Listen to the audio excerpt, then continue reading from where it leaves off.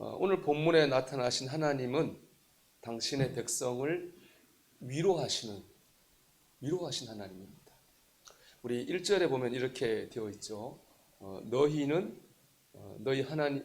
하나님이 이르시되 너희는 위로하라, 내 백성을 위로하라, 이렇게 말씀합니다. 그러니까 하늘에서 천국 회의가 열어진 거죠. 하나님께서 이게 하나님의 사자들을 모아놓고 회의하시는 거예요. 주제는 뭐죠? 위로하라는 거예요. 하나님 사자들을 모아놓고 하나님 백성을 위로하라, 하나님이 말씀하는 겁니다. 여기 나오는 내 백성이란 누구냐 하면은 역사적으로 보면은 바벨론의 포로로 끌려가 있는 이스라엘 사람들, 그 사람들을 내 백성, 여기 나오는 내 백성들입니다. 이런 상황을 생각해 보면은 내 백성을 위로하라는 말씀이 참 정말 감동이 됩니다. 왜냐하면 여러분 생각해 보십시오. 왜 이스라엘 백성이 이스라엘에 있지 못하고 바벨론의 포로로 끌려갔습니까? 싸울 군대가 부족해서입니까? 무기가 약했기 때문입니까? 아니요, 그렇지 않습니다. 그들이 하나님 앞에 범죄했기 때문입니다. 하나님을 배신했기 때문입니다. 하나님께서 다른 거는 다 몰라도 우상 숭배는 하면 안 된다고 말씀하셨거든요. 그들이 우상 숭배했습니다. 그냥 한 게 아니고 예루살렘 성전 한 곁에서도 우상을 숭배하는 참담한 죄를 범했습니다. 그랬으니까 실생활 속에서 말씀에 불순종한 것은 말할 필요도 없죠. 하나님께서 그걸 깨닫게 하시려고 선지자들을 계속 보냈습니다. 하지만 그들은 선지자들의 말을 무시했어요. 오히려 그들을 조롱하고 멸시했습니다. 이스라엘 백성은 하나님을 배신했고 하나님을 대적했습니다. 그 죄 때문에 그들은 졌고 바벨론의 포로로 끌려가서 살 수밖에 없었어요. 그런 배신자들, 그런 대적자들을 하나님께서 내 백성이라고 불러주시고 그들을 위로하겠다고 말씀하고 있는 거거든요. 하나님께서 왜 이렇게 하십니까? 사랑하시기 때문입니다. 오늘 하나님의 위로는 사랑 말고는 설명할 방법이 없는 위로입니다. 하나님께서 하나님 백성들을 사랑하시는 거죠. 오늘 이 말씀은 바벨론에 끌려간 포로들을 향한 말씀이기도 하지만 성경 전체를 보면은 예수님께서 태어나실 것을 예언하신 말씀입니다. 이사야서는 예수님 태어나시기 한 600년 정도 전에 쓰인 성경인데 예수님이 오실 것을 예언하는 구절들이 많이 나와요. 대표적인 것이 오늘 본문입니다. 그렇게 놓고 보면 여기 나온 내 백성이라고 하는 사람들은 이스라엘 백성이기도 하지만 동시에 예수님을 기다리는 우리들이기도 한 거죠. 여러분, 우리가 지난주에 어떻게 살았든지 간에 하나님은 우리를 위로하기를 원하십니다. 우리가 하나님을 배신하고 불순종하고 우리 마음대로 살고 어떤 죄 가운데 있었든지 간에 하나님께서는 우리를 위로하기를 원하십니다. 왜 그렇습니까? 우리를 사랑하시기 때문입니다. 여러분, 우리를 사랑하시는 하나님의 위로를 받으시기를 축복합니다. 그럼 하나님 주신 위로가 무엇입니까? 그것은 바로 우리를 구원하시는 구원주가, 구원자가 오신다는 거예요. 우리 교회 이쪽 외벽은 밖에서 잘 보입니다. 그래서 제가 전도하는 마음으로 프랜카드를 그 문구를 생각해서 붙이곤 했는데 몇 달간은 사실은 비워뒀습니다. 왜냐하면 요즘 세상에서 우리 교회가 세상을 향해 무슨 말을 해야 될까라는 그런 말이 잘 떠오르지 않았기 때문에 그렇습니다. 지난 8월에 일부 교회를 중심으로 우리 코로나 2차 유행이 있었습니다. 이때 교회는 많은 비난을 받았습니다. 그때부터 사실은 많은 고민했습니다. 지금 우리가 세상을 향해서 교회는 뭐라고 말할 수 있을까? 많은 교회들이 이제 붙여놓은 프랜카드도 유심히 많이 보고 다녔습니다. 어느 교회는 사과의 메시지를 붙여놓은 교회도 있었고 어떤 교회는 또 힘내세요는 위로의 메시지를 붙여놓은 교회도 있었습니다. 그것이 다 의미가 있었지만 제 마음에 이렇게 와닿지는 않았거든요, 사실. 그래서 기도하며 어떤 말을 할 수 있을까 기도하고 있었는데 지난주에 말씀 묵상하면서 이 말씀이 감동이 오더라고요. 예수 나의 구원자. 예수 나의 구원자. 여러분, 예수 나의 구원자, 예수님 우리의 구원자이십니다. 이는 변하지 않는 영원한 진리입니다. 전염병이 창궐한 세상에서도, 총알이 빗발치는 전쟁터에서도 예수님은 나의 구원자이십니다. 이 우리의 소망이고 위로고 세상을 향해 외칠 우리의 메시지입니다. 왜 예수님이 나의 구원자라는 사실이 우리의 소망입니까? 글자 그대로입니다. 예수님께서 우리를 구원하시는 분이기 때문에 그렇습니다. 여러분, 오늘 2절 말씀 보면 이렇게 되어 있습니다. 너희는 예루살렘의 마음에 닿도록 말하며 그것에게 외치라. 그 노역의 때가 끝났고, 이렇게 말합니다. 이 노역의 때는 언제냐 하면은 바벨론의 포로로 사는 그 시기가 끝났다는 겁니다. 이스라엘 백성은 포로로 끌려가서요 노예로 살았습니다. 하기 싫은 일을 강제로 해야만 됐습니다. 그래서 그들은 늘 울 수밖에 없었어요. 그때 그들의 삶을 시편 137편 1절에 이렇게 노래한다고. 우리가 바벨론의 여러 강변 거기에 앉아서 시온을 기억하며 울었도다. 그들은 거기서 울 수밖에 없는 그런 삶을 살았습니다. 그런데 이제 자유를 얻었습니다. 해방이 됐습니다. 그때 기쁨을 시편 126편 2절 이렇게 노래합니다.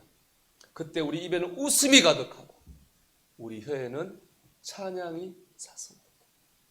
눈물이 웃음으로 변했습니다. 슬픔의 노래가 기쁨의 찬양으로 변했습니다. 이게 성경이 말하는 위로의 의미입니다. 괜찮아, 다 잘 될 거야. 하나님의 위로는 마음 안에서만 일어나는 거 아닙니다. 하나님의 위로는 세상 가운데 나타나는 구원입니다. 구원의 역사입니다. 그 하나님 주시는 위로가 구원의 이유가 여기에 있습니다. 이청준 씨의 소설이죠. 낮은 대로 임하소서. 이 소설의 실제 주인공은 안요한 목사님입니다. 목사님은 당신이 맹인이면서 세빈 맹인 선교회를 만들어서 수많은 맹인들 눈뜨는 수술하게 해주고 점자 만들고 그들의 생활을 도와주고 그들에게 복음을 전하는 참 존귀한 삶을 살으셨죠. 근데 안요한 목사님이 처음부터 맹인이었던 거 아닙니다. 건강했습니다. 군인이었어요. 미 8군 카투사에 근무하면서 있었는데 37살 나이에 미국 군사학교로 유학 갈 수 있는 기회를 잡았어요. 근데 그때 병이 와가지고 시력을 잃어버립니다. 시력을 잃어버리면서 다 잃어버렸죠. 다 잃어버렸어요. 심지어 그 아내도 아픈 남편을 두고 도망가 버리고 말았습니다. 어떻게 절망하지 않을 수 있겠습니까? 절망하고 몇 번의 자살 시도를 했고 그 끝에 폐인처럼 살고 있었습니다. 그런데 어느 날 하나님의 음성이 그에게 들려왔습니다. 내가 혼자가 아님의 증거를 보이리라. 구약성경 320페이지가 너의 것이니라 하는 음성이 안요한 목사님에게 들린 거예요. 구약성경 320페이지를 폈어요. 우리 성경은 320페이지가 아니고 한 페이지 차이가 나요. 우리 성경은 319페이지예요. 여러분 319페이지가 뭐가 있을까요? 여호수아 1장이 있어요. 여호수아. 하나님께서 지금 막 이스라엘의 지도자 여호수아에게 내가 너와 함께 할 거고 용기 줄 거니까 힘내라. 이런 말씀 여호수아 1장의 주제거든요. 우리 여호수아 1장 5절 6절을 한번 읽어볼게요. 여호와의 영광이 나타나고 여호수아 1장 5절 6절이에요. 내 평생에 너를 능히 대적할 자가 없으리니 내가 모세와 함께 있었던 것 같이 너와 함께 있을 것임이니라. 내가 너를 떠나지 아니하며 버리지 아니하리니 강하고 담대하라. 너는 내가 그들의 조상에게 맹세하여 그들에게 주리란 땅을 이 백성에게 차지하게 하리라. 아멘. 내가 모세와 함께 있었던 것 같이 너와 함께 하리라. 강하고 담대하라. 이 말씀이 쓰러져 있던 맹인 안요한을 일으켜 세웠습니다. 이후 그는 신학교에 들어가서 목사님이 되고 지금 말씀드린 것처럼 존귀한 사역을 했습니다. 그는 정말로 하나님의 구원을 경험했어요. 우리 대통령 후보 중에 한 사람이죠. 의사자, 벤처 사업가인 안철수 씨가 제일 존경하는 사람은 정문수 회장입니다. 그는 1세대 벤처 사업가로 성공했고 그의 재산의 대부분을 사회에 환원하고 기부했습니다.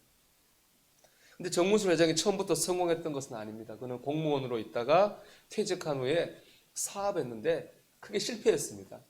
무려 18억 원의 빚을 지게 됐습니다.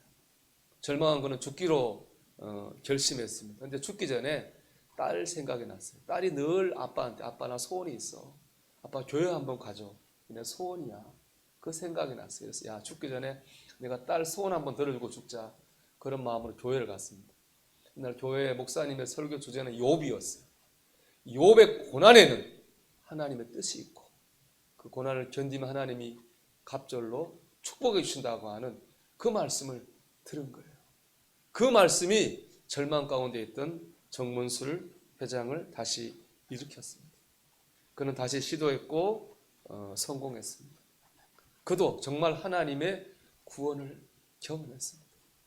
이 하나님의 구원입니다. 이게 주님이 우리에게 주시는 구원입니다. 글자 그대로 구원이잖아요.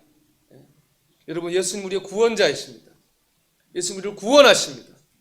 절망에서, 낙심에서, 두려움에서, 질병에서, 가난에서, 분노와 미움에서 주님 우리를 구원하십니다. 그래서 예수 나의 구원자 이 말은 우리의 소망이고 우리의 위로가 될 수 있습니다. 구원자 예수님을 만나시기를 주의 이름으로 축원합니다. 그래서 하나님 주시는 참 위로를 받으시기를 주의 이름으로 축복합니다. 근데 우리가 구원자 예수님을 만나기 위해 해야 될 일이 하나 있습니다. 구원자 예수님이 내게 오시는 길을 내가 닦는 겁니다. 구원자 주님이 오시는 길을 내가 준비하는 겁니다. 우리 3절을 한번 읽어볼게요. 외치는 자의 소리여 이르되 너희는 광야에서 여호와의 길을 예비하라. 사막에서 우리 하나님의 대로를 평탄하게 하라. 아멘. 이 말씀의 주는 이거잖아요. 여호와의 길을 예비하라. 하나님의 대로를 평탄하게 하라. 주님이 오시는 그 길을 준비하라는 말입니다. 그래야 구원을 경험할 수 있습니다. 제가 예전에 한 여행 유튜브 채널을 보면서 감동받은 적이 있습니다. 여행하는 사람이 방글라데시를 갔어요. 거기서 우리나라에서 일한 외국인 노동자였는데 돈을 벌어가지고 방글라데시에서 잘 사는 사람 하나를 만났습니다. 인터뷰하는데 그 방글라데시 사람이 한국 가서 배운 게 하나 있다는 거예요. 그게 뭐냐 하면 어느 한 나라가 성공하려면 반드시 희생하는 한 세대가 있어야 된다. 그러면서 우리나라 방글라데시는 그 희생하는 한 세대가 없어가지고 발전하지 못하고 있다 하는 얘기를 하는데 참 감동이 됐습니다. 여러분 그렇습니다. 한 나라가 발전하려면 어느 세대든 한 세대, 희생하는 한 세대가 있어야 됩니다. 그래 그 나라가 발전합니다. 이 역사가 주는 교훈입니다. 우리나라는 저는 어머님 세대라고 생각해요. 80 중반에서 90대신 분 이상 분들 일제 치하를 겪으시고 6.25 전쟁을 치르고 그 다음에 보릿고개를 체험한 거죠.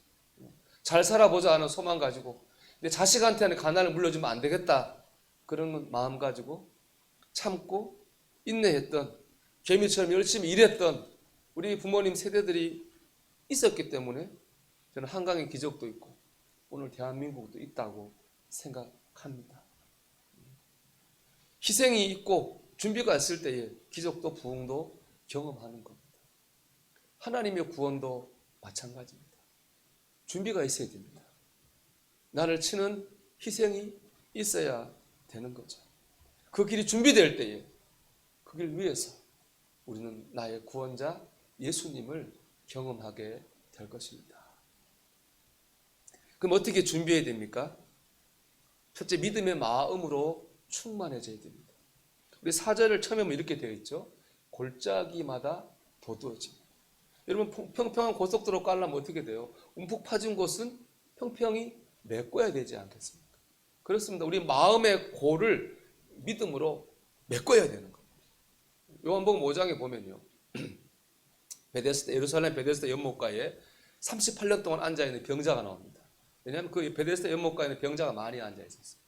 베데스다 연못가에 그 연못에 천사가 내려와서 물이 움직이는데 그 순간에 들어가면은 병이 나는 기적이 나타날 거예요. 그래서 많은 병자들이 베데스다 연못가로 몰려들었어요. 근데 그 병자는 물이 움직여도 누가 자기를 넣어줘야 되는데 몸을 못 움직이니까 들어가지를 못하는 거예요. 38년 동안 낫지 못하고 연못가에 있었던 거죠. 38년 지나면서 낫고자 하는 마음은 다 사라지고 하루하루 구걸하면서 목숨을 연명하며 이렇게 38년 동안 연못가에 살았어요. 근데 주님이 그에게 오셨어요. 처음 하신 말씀이 뭔지 아십니까? 내가 낫기를 원하느냐? 이 질문하셨어요. 그 한마디가 이 38년의 병자의 쓰러진 믿음을 일으켜 세웠습니다. 하나님은 기대를 일으켜 세웠고 식어진 심령의 불을 지폈어요. 여러분, 그 병자가 왜 거기 왔습니까? 구걸해서 먹고 살려고 왔습니까? 아니죠. 나으려고 온 거죠. 주님의 기적을 경험하러 온 거잖아요. 어느 순간 잊어먹고 사는 거죠. 여러분, 우리가 왜 여기에 있습니까? 우리가 교회에서 예배하든 온라인으로 예배하든 왜 예배합니까? 우리가 경험한 구원이 있기 때문에 그렇습니다. 또 다른 하나님 예수 그리스도의 구원을 우리가 기대하기 때문에 이 시간 주님 앞에 이렇게 모여 있는 것입니다. 교회에서 예배하든 온라인으로 예배하든 형식적이나 습관적으로 주님 앞에 있어서는 안 됩니다. 우리가 믿음의 기대를 가지고 있어요. 때로 우리의 심령이 골이 생길 때는 분명히 있습니다.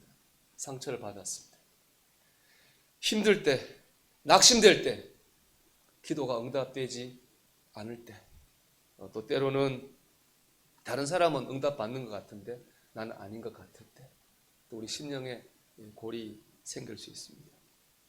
여러분 심령에 골이 있다면 믿음으로 채워서 평탄하게 만드셔야 됩니다.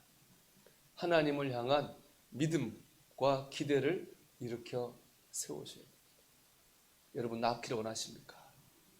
여러분, 응답받기 원하십니까? 여러분, 예수님의 은혜로 더 새로운 삶을 살기를 소망하십니까? 하나님의 영광 보기를 원하시나요? 우리 그런 갈망 가지고 5절 한번 같이 읽어보겠습니다. 여호와의 영광이 나타나고 모든 육체가 그것을 함께 보리라. 이는 여호와의 입이 말씀하셨느니라. 아멘. 두 번째는 교만한 마음을 내려놓고 겸손해야 됩니다. 4절 하반절에 이렇게 되어 있는데요. 산마다 언덕마다 낮아지며 고르지 아니한 것이 평탄하게 되며 험한 것이 평지가 될 것이요. 평지 되려면 높은 건 낮아져야겠죠. 교만한 마음은 겸손해져야 됩니다. 여러분, 교만이 뭐예요?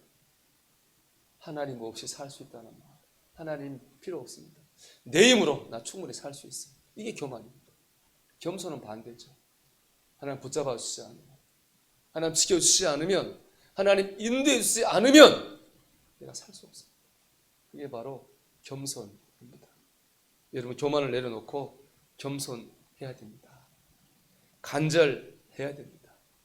잠언 8장 17절 말씀하죠.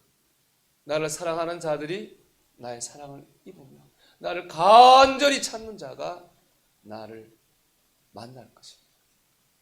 간절한 만큼, 붙드는 만큼, 의지하는 만큼 우리는 주님의 구원을 경험하게 될 것입니다. 사랑하는 여러분, 어떤 상황에서도 예수님은 나의 구원자이십니다. 바라기는 예수님을 나의 구원자로 경험하는 저와 여러분이 되시기를 주의 이름으로 축원합니다.